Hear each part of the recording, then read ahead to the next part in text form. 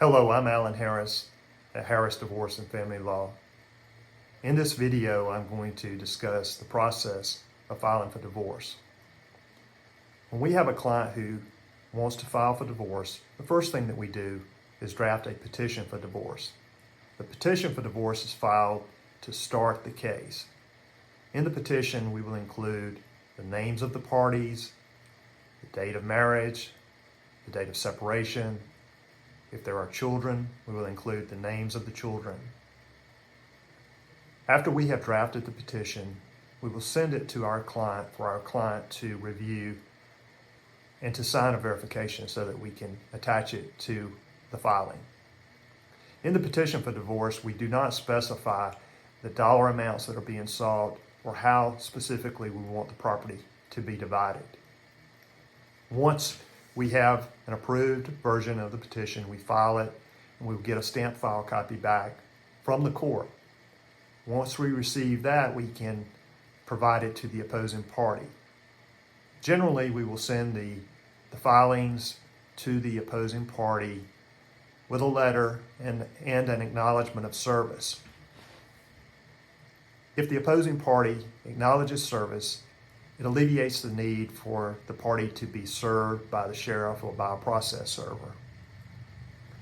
Once the opposing party acknowledges service or is served in the case, then we begin the discovery process.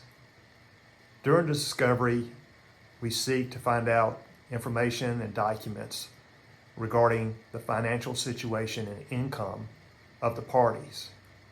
If custody is involved in the case, we can use discovery to also find out information relating to custody issues. Once we have enough information to put together a settlement proposal, we can send a letter to the opposing counsel outlining our proposal for settlement. In most cases, we will get a counter proposal, and we can go back and forth until we reach a settlement in the case. In some cases, if we cannot settle the case through making offers and counter offers, then we will go to mediation. In most cases, the court will require us to go to mediation if we can't settle early on. At mediation, a neutral party, the mediator, will help to facilitate a settlement of the case. The mediator is not an arbitrator and cannot make any kind of decisions in the case, but it can only help us to try to reach a settlement. If we are able to settle the case at mediation, we will draw up a memorandum of settlement, and that will be a binding settlement. And then we will go on to finalize the case. If we cannot settle the case at mediation, then we proceed on to a final trial.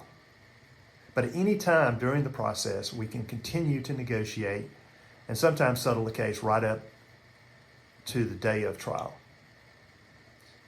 If we cannot settle the case, then we will go to final trial, and the judge will decide the case and will enter a final order making a decision regarding all the issues in the case that have not been resolved.